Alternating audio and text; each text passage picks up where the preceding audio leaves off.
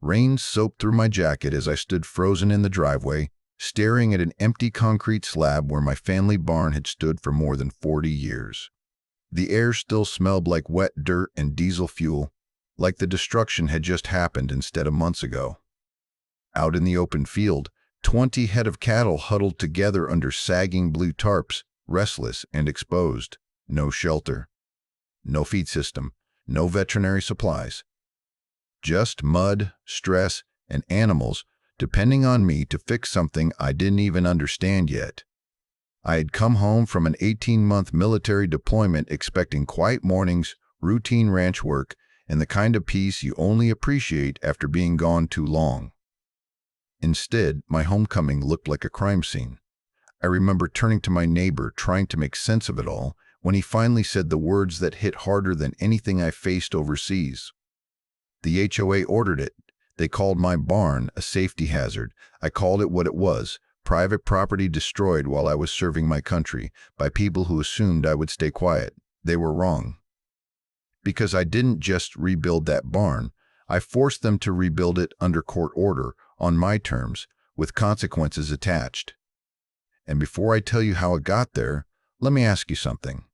If you want to hear more true stories like this, make sure you hit that subscribe button to HOA Update. And tell me in the comments, where are you watching from? My name is Ethan Cole, and my family has worked this land outside Red Willow Plains, Wyoming for as long as I can remember. Long before the town had paved roads, long before anyone ever said the letters HOA out loud, my grandfather built that barn with his own hands. My father expanded it years later, and when I came of age, I maintained it. That barn wasn't just a structure. It was the center of daily life on the ranch.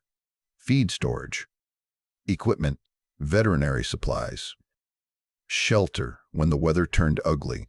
If the ranch had a heartbeat, that barn was it. When I deployed overseas, I left knowing the place would be quiet but standing. I had arranged for basic oversight, paid my dues, and trusted that nothing major could happen while I was gone. 18 months later, all I wanted was to drive home, breathe clean air, and get my hands back into honest work. I imagined unlocking the barn doors, checking the feed bins, and falling back into routines that made sense again. The drive back felt almost unreal. Mile after mile of familiar fencing and open land calmed me in a way nothing else could. I was already planning the repairs I wanted to make, thinking about small upgrades, picturing cattle safe inside when winter rolled through again. Then I crested the final rise before my property, and everything inside me went cold. The barn wasn't damaged. It wasn't leaning or half collapsed. It was gone. At first, my brain refused to process it. I slowed the truck, then stopped completely, staring at the empty slab like it might correct itself if I looked long enough. But the longer I stood there, the clearer it became. Clean edges, tire tracks, a concrete pad scraped bare. This wasn't a storm. This wasn't decay. This was demolition. The sky darkened as clouds rolled in, and that's when panic replaced shock. I spotted my cattle out in the open field, bunching together like they knew something was wrong. A storm was coming fast, and they had nowhere to go. No roof. No windbreak. No dry ground. I grabbed tarps, fencing scraps, anything I could find, and worked against the clock to create makeshift shelter. Rain started falling before I finished tying the last line. As I worked, more questions hit me. Where was the feed mixer? Where were the veterinary cabinets? The water pumps? The tools I had spent decades collecting? Tens of thousands of dollars in equipment didn't just disappear. That's when Frank Dalton's truck pulled up along the fence line. Frank and his wife Lydia had lived next door longer than I'd been alive. They were the kind of neighbors who kept an eye out without overstepping, the kind you trusted without needing paperwork. The look on Lydia's face told me this conversation had been waiting for months. She said they tried to reach me while I was gone, but military channels weren't exactly cooperative. Then Frank filled in the rest. About 3 months into my deployment, heavy machinery showed up, dump trucks. Loaders, a full crew wearing safety vests and carrying binders. They said they were there on behalf of the Homeowners Association. According to them, the barn was an emergency safety hazard. Frank said the woman in charge introduced herself as Paula Grayson, the HOA president. She spoke confidently, waved documents around, and told anyone who questioned her that the situation had already been reviewed. Lydia remembered the way they worked, methodical and careful, not rushed or panicked. Equipment was removed first. Then the structure came down piece by piece. I asked the question I already knew the answer to. Did anyone stop them? Frank shook his head. They made it sound official, legal. Like fighting, it would only cause trouble. As the rain soaked through my clothes and cattle shifted uneasily behind me, something clicked into place. This wasn't neglect. This wasn't misunderstanding. Nobody accidentally brings heavy equipment onto private ranch land and erases a building that stood for decades. They planned it. They waited until I was gone, and they counted on the fact that I wouldn't be here to stop them. Standing there in the mud, listening to the storm pound down on land my family had protected for generations, I realized something else too. This wasn't just about a barn. This was about someone deciding they had power where they didn't, and believing I would accept it without a fight. The next morning, I did what anyone would do after finding their property erased. I called the sheriff's office. I wasn't angry on the phone. I was calm, deliberate, and clear. I told them a structure on my land had been demolished without my consent while I was deployed, and I needed someone to document it.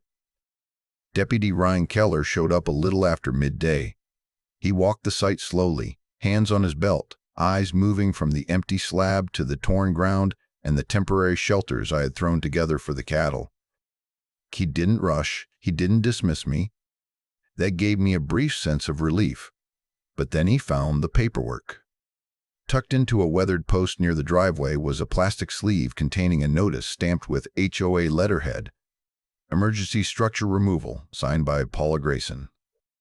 It cited vague safety concerns, structural deterioration, and immediate risk to the community. No dates that made sense. No mention of county permits. Just enough official language to look legitimate to someone who didn't know better.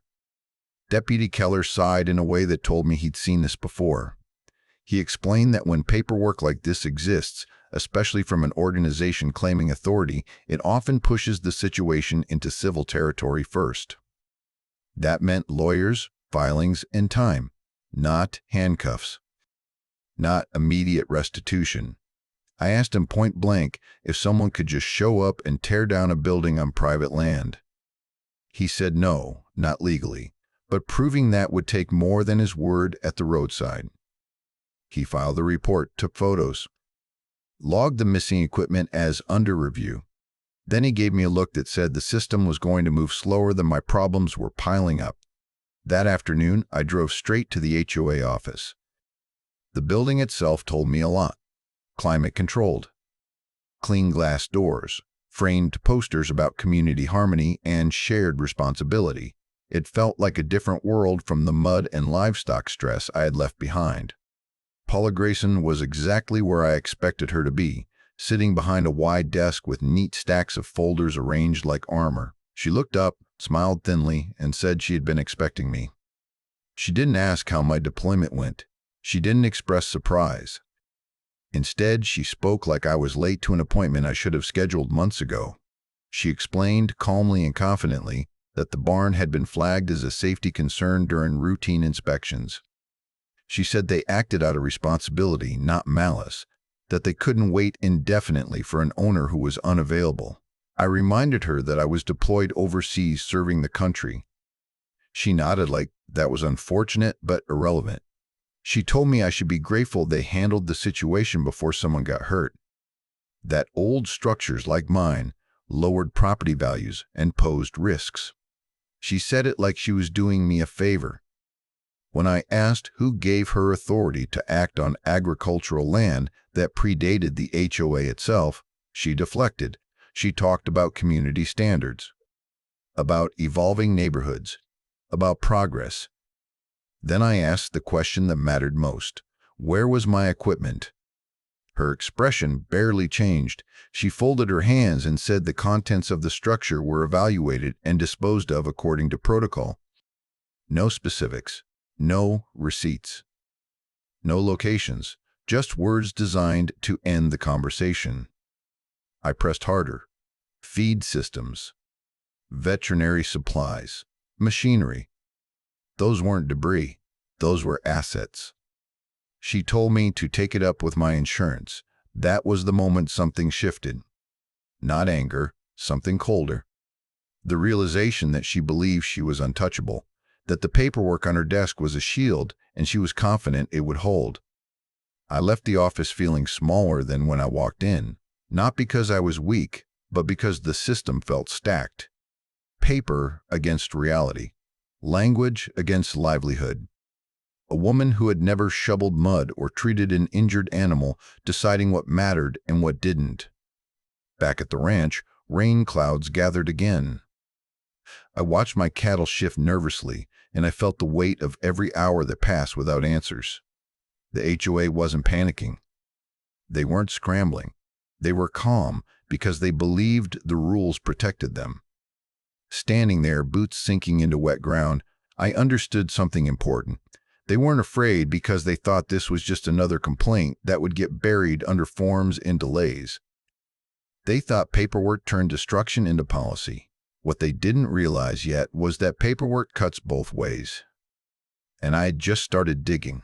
2 days later, just as I was finishing another round of temporary repairs before nightfall, Frank Dalton pulled into my driveway again. This time, he didn't get out right away. He sat there for a moment, engine idling, like he was deciding whether to hand me something dangerous. When he finally stepped out, he was holding a thick manila envelope and a small flash drive. He didn't say much at first. Just handed them to me and said, "I think this is what you've been looking for." Frank had security cameras on his property line, mostly to keep an eye on coyotes and wandering livestock. He told me he never thought much about them until the day heavy equipment showed up on my land while I was gone. The crew worked close enough to his fence that the cameras caught everything. We went inside, and I plugged the drive into my laptop. The first video made my stomach drop. It showed trucks pulling up in broad daylight. Not rushed, not chaotic, not chaotic. Workers climbed out wearing clean vests and hard hats. They didn't start tearing anything down. They opened the barn doors. What happened next was the moment everything changed.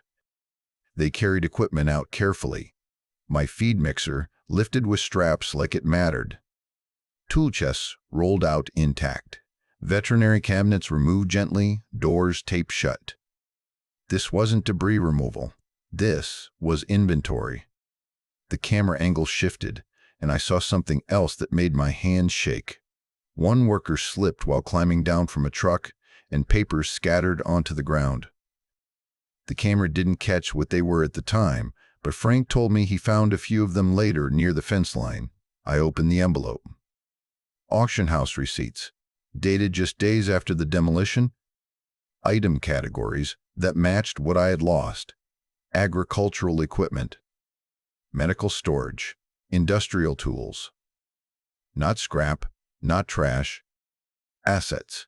I sat there in silence, watching the footage again and again. The way the workers moved, the care they took, the order of operations. Equipment first, structure second, clean execution.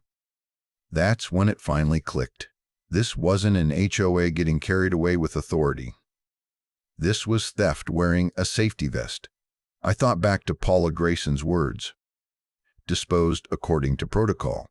At the time, it sounded like bureaucratic nonsense. Now I understood what it really meant.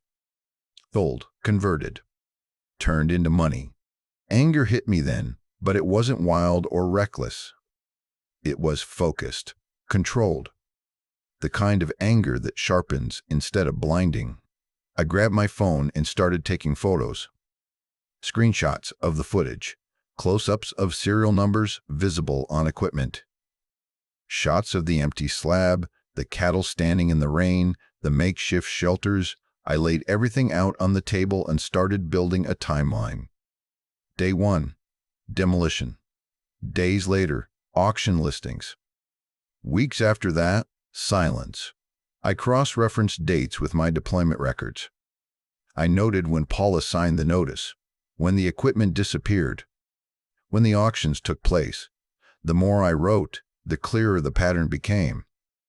This wasn't sloppy. It was systematic. Frank told me he remembered the trucks leaving loaded, not empty. He said something about the way they drove off had bothered him at the time, like they were finishing a job they'd done before. At the time, he assumed the HOA knew what it was doing. Now, he realized they were confident because they'd gotten away with it before. That thought sent a chill through me. If they had done this to me, who else had they done it to? I drove back to the sheriff's office with copies of everything. Deputy Keller listened more carefully this time. He didn't interrupt. He didn't brush it off as civil. When I showed him the receipts, his posture changed. When I showed him the footage, his jaw tightened. He told me this moved things into a different category: theft, fraud, potential conspiracy. He still couldn't promise instant justice, but the tone was different now. The system wasn't shrugging anymore. It was waking up. Back at the ranch that evening, I didn't feel helpless for the first time since coming home. I felt dangerous in a very specific way. I wasn't just reacting anymore. I was building a case. I set up folders, digital and physical, labeled everything. I made backups.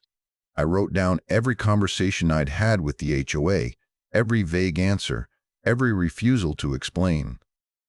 I started looking into zoning records and HOA boundaries, noting inconsistencies and gaps. The story I was telling myself changed too.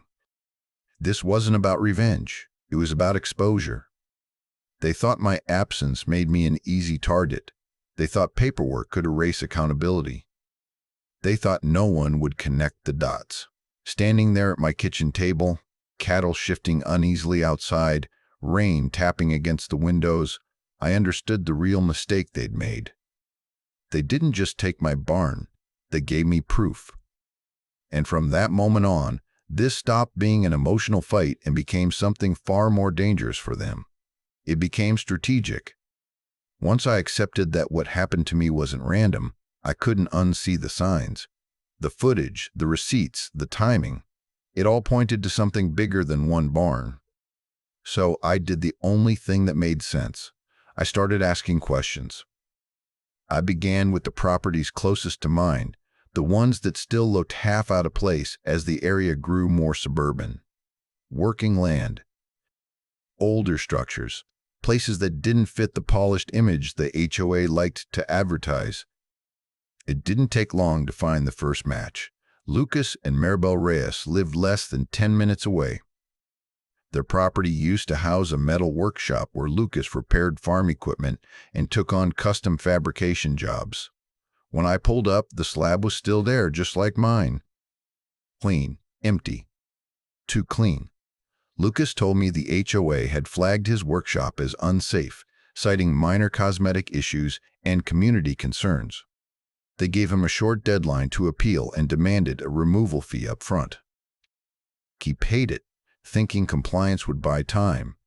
Instead, demolition crews showed up days later. Tools vanished. Machines disappeared. The HOA told him it was all disposed of. Maribel showed me emails. The language was nearly identical to what Paula had used with me. Same phrases. Same vague authority. Same calm dismissal when they asked questions. A few days later, I met Naomi Park on the other side of Red Willow Plains. Her greenhouse operation had been her livelihood for more than a decade. Plants, climate systems, irrigation controls, everything was gone. The HOA told her the structure violated aesthetic guidelines and posed a safety risk. They demanded a removal fee and accelerated the timeline when she tried to appeal. She never got her equipment back either. What stood out wasn't just the losses, it was the pattern. Working properties, income-producing structures, owners who didn't live on site full-time or didn't have the resources to fight back. Every story followed the same script. Urgency, paperwork, pressure, demolition, silence. That's when I started digging into the contractors. The trucks in Frank's footage had a logo on the side that I hadn't paid much attention to before: Grayson Industrial Services. I searched public records, business filings, and county permits. The name jumped out immediately. Owner, Paul Grayson. The same last name wasn't a coincidence. A little more digging confirmed it. Paul Grayson was Paula Grayson's brother. Same mailing address, same family trust listed on older documents. And according to HOA financial statements, Grayson Industrial Services had been paid repeatedly over the past 2 years. Demolition contracts, cleanup fees, emergency removals. Everything snapped into place. The HOA wasn't just enforcing rules. They were clearing properties that didn't fit their vision, funneling the work to a family-owned contractor and profiting off the equipment that disappeared along the way. Safety was the excuse. Control was the goal. Money was the reward. By this point, my anger had transformed into something methodical. I stopped talking and started organizing. I collected statements from Lucas, Maribel, and Naomi, screenshots of emails, copies of invoices, HOA notices with matching language and formatting. Every document went into its own folder. The case was building itself. But I knew better than to walk into a courtroom alone. I contacted Rachel Monroe, a local attorney known for taking on regulatory abuse cases.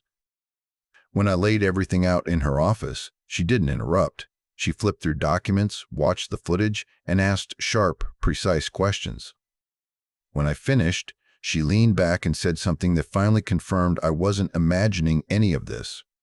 "This isn't just an HOA dispute," she said. "This is fraud, theft, and abuse of authority." She explained how the lack of jurisdiction alone was a major problem for the HOA. Add in the missing permits, the family contractor link, and the auction receipts, and it became something far more serious. Not just civil liability, but potential criminal exposure. For the first time since coming home, I felt the balance shift. The HOA thought they were protected by paperwork. What they didn't realize was that patterns are louder than excuses. And once someone starts connecting them, the whole operation begins to collapse. As I left Rachel's office, I looked back at the ranch in my mind. The empty slab, the cattle in the rain, the quiet confidence Paula had carried in that office. I understood now why she had been so calm. She thought no one would ever compare notes. That was her mistake. And it was about to cost her everything. Once Rachel Monroe got involved, things started moving faster than the HOA expected. Within days, she arranged for a county inspection, and that was when the illusion Paula Grayson had been hiding behind finally cracked. County Inspector Daniel Hargrove arrived early in the morning, clipboard under his arm, boots already dusty from other sites. He didn't come with assumptions or attitudes. He came with maps, zoning records, and jurisdiction boundaries. We walked the property together, starting at the empty slab and moving outward, past the fence lines and markers my family had maintained for decades. Daniel didn't take long to reach his conclusion. My land was zoned agricultural. It had been that way long before the HOA existed. The barn was protected under grandfathered use, and the HOA had absolutely no authority to regulate, inspect, or demolish anything on it. Worse than that, there were no county permits pulled for the demolition. No environmental review, no safety authorization, nothing. In Daniel's words, from the county's perspective, this structure was removed illegally. Hearing it said out loud felt surreal. Everything Paula had claimed, every confident statement, every waived document collapsed into nothing more than noise. Daniel took photos, recorded measurements, and asked pointed questions about the timing of my deployment. Before he left, he told me he'd be filing a formal report and forwarding it to the appropriate offices. That should have been the end of Paula's confidence. Instead, she panicked. 2 nights later, just after 10 in the evening, headlights rolled slowly up my driveway. I stepped outside and saw Paula's vehicle followed by another truck I didn't recognize. A tall man stepped out wearing a black jacket with a security logo stitched onto the chest. Paula followed, holding a folder like it was a badge. She announced herself like she still had authority. Claimed there were environmental concerns. Alleged hazardous runoff. Said I was trespassing on community-managed land and interfering with remediation efforts. None of it made sense. None of it was real. I asked the security guard who hired him. He hesitated before answering.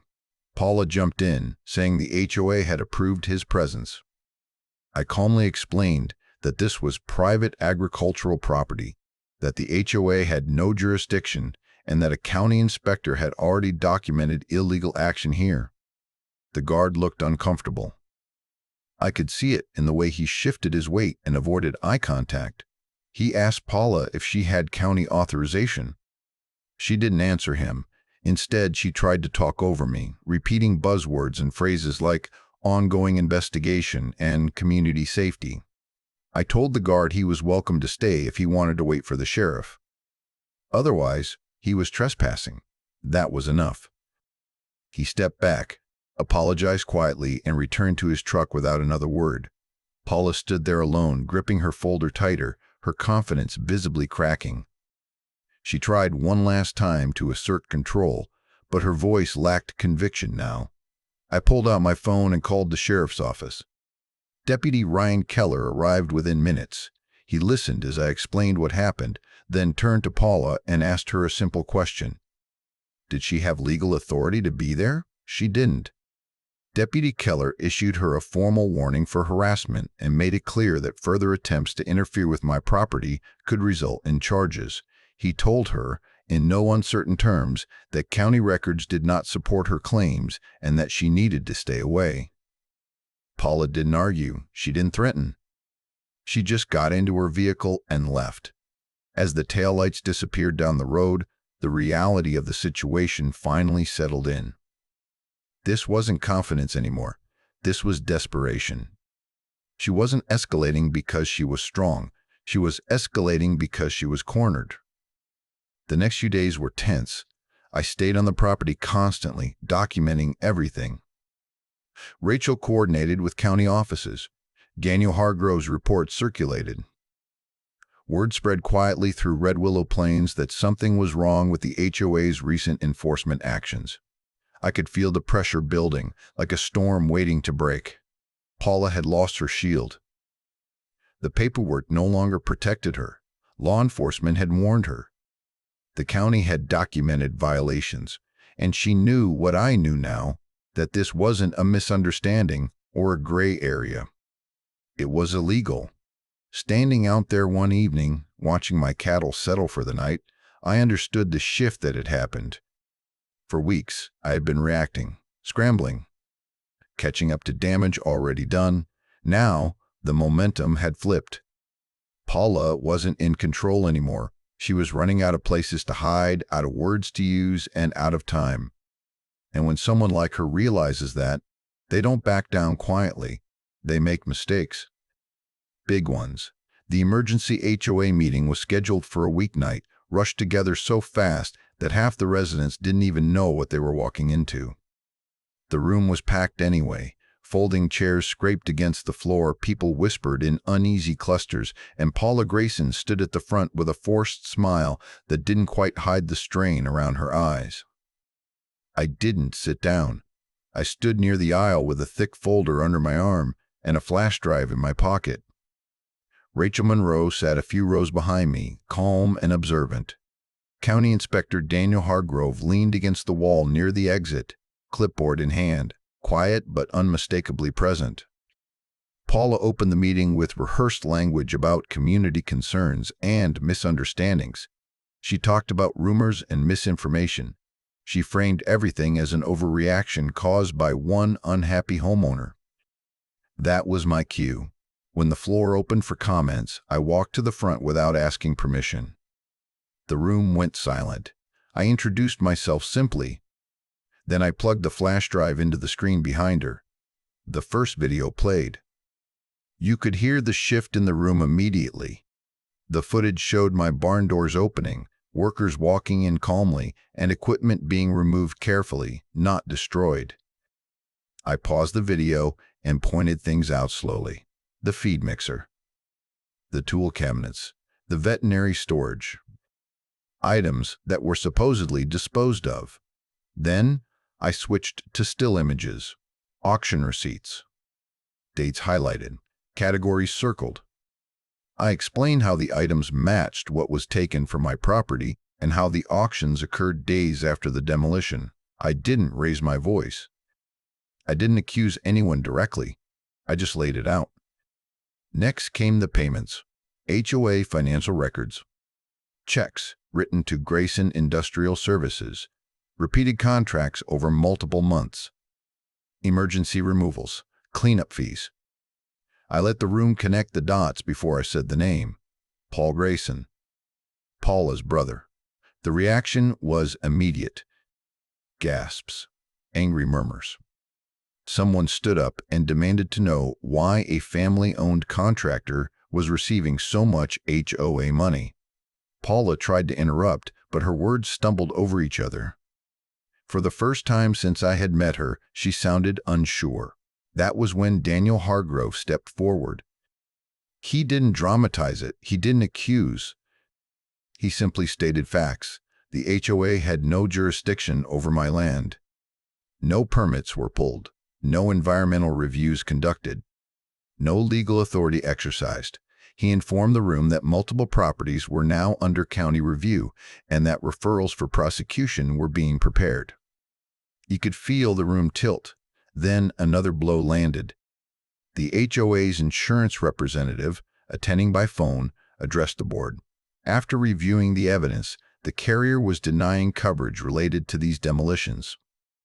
Intentional acts, abuse of authority, and conflicts of interest voided protection. That meant personal liability. Paula didn't sit down after that. She just stood there staring at the table like it had betrayed her. Board members whispered urgently among themselves. Someone called for a vote. Another demanded her resignation outright. It didn't take long. Paula was removed as president in front of everyone she once controlled. No applause. No shouting. Just a stunned silence as her authority evaporated in real time. She gathered her papers with shaking hands and walked out without looking at anyone. I watched her leave and felt something unexpected. Relief, not triumph, not joy. Just the quiet satisfaction of watching truth catch up to someone who thought it never would. The meeting dissolved shortly after. People clustered around me asking questions. Others apologized for not speaking up sooner.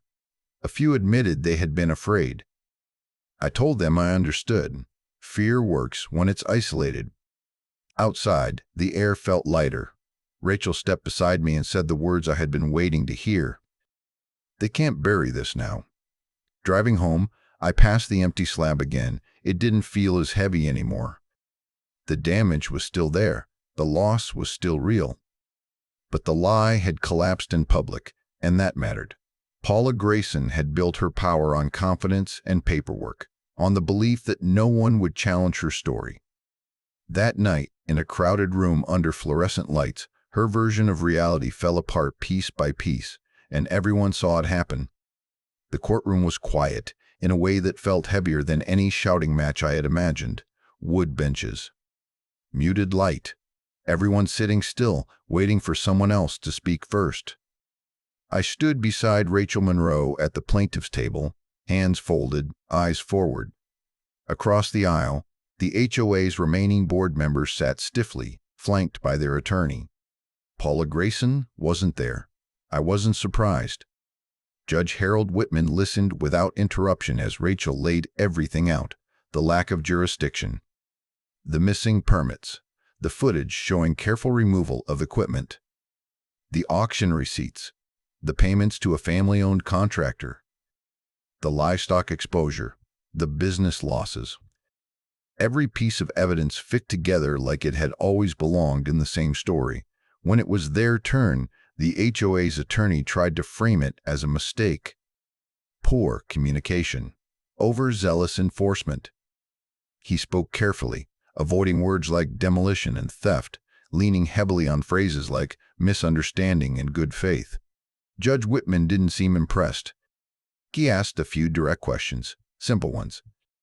Who authorized the demolition? Under what jurisdiction? Where the permits were? Why equipment listed as disposed appeared in auctions days later? Each answer dug the hole deeper.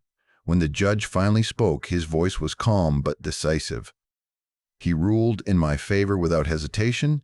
The order was clear and unforgiving. The Homeowners Association was required to rebuild my barn to its exact original specifications. Same footprint, same function, same capacity. The deadline was 90 days. For every day beyond that deadline, the HOA would face daily contempt fines that would continue until compliance was complete. He also awarded damages, compensation for livestock exposure, veterinary costs, emergency shelter expenses, business interruption, lost use of equipment. Not a symbolic amount, a real one. As the ruling was read into the record, I felt something release in my chest that I hadn't realized I'd been holding on to since the day I came home. This wasn't sympathy. This was accountability. Construction started within weeks. The county oversaw every step. Inspectors documented measurements. Materials were approved in advance. Timelines were enforced. This wasn't a flexible project.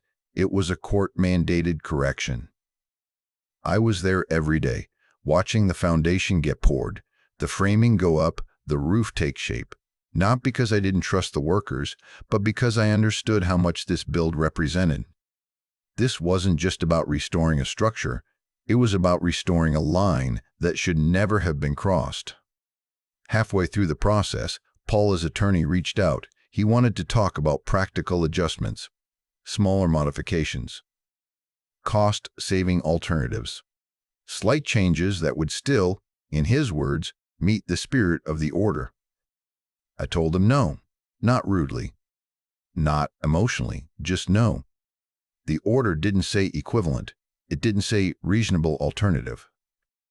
It said exact specifications. The judge had been clear.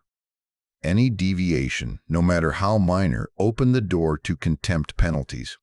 I wasn't interested in helping them cut corners after everything they had done. The call ended quickly after that. As the barn took form again, people from the community started stopping by. Some to apologize, some to watch quietly. Others just to see what accountability looked like when it was written in concrete and lumber instead of emails and excuses. The cattle were the last to move back in. I waited until the doors were hung, the feed systems installed, and the shelter was ready. When they finally stepped inside, calm and unbothered, it felt like the ranch exhaled for the first time in months. Paula never came by again. Her name stopped appearing in emails. Her authority ended the moment the court order was issued, and she knew better than to test it. Standing there in the finished space, I ran my hand along a beam that matched the original dimensions exactly. Same placement, same purpose. Different meaning. They thought destroying something while I was gone would erase it quietly. Instead, they rebuilt it under the weight of the law, with every mistake documented and corrected. The barn stood again, not just as a structure, but as proof that paper authority only works until it meets real scrutiny. And this time, it didn't survive. I stood inside the rebuilt barn as the cattle moved back in one by one, calm and unbothered for the first time in months. The sound of hooves on solid ground echoed off the walls, and it felt like the ranch finally took a full breath again. The beams were new, the roof was solid, and everything was exactly where it was supposed to be. But this building wasn't just wood and steel. It was accountability made physical. A few weeks earlier, the new HOA board held a public meeting right here in town. They apologized openly, not just to me, but to everyone who had been affected. They promised reforms, oversight, and transparency. Whether they meant it or not was up to time, but the damage they inherited made one thing clear. Abuse doesn't stay hidden forever. Looking back, I didn't win because I was louder than them. I didn't win because I was angrier. I won because I documented everything. I verified who actually had authority. I followed the money when the words stopped making sense. Fake authority only works when people stay silent and isolated. If you're dealing with an HOA that's pushing boundaries, remember this. Paper doesn't outrank property rights. Confidence doesn't replace jurisdiction. And rules don't become law just because someone repeats them often enough. I learned that the hard way, but I also learned something better. When you stay calm, gather proof, and refuse to be intimidated, even the most confident bully eventually runs out of places to hide. And if my story sounds familiar, you're not alone. If you want to hear more true stories like this, make sure you hit that subscribe button to HOA Update. And tell me in the comments, where are you watching from?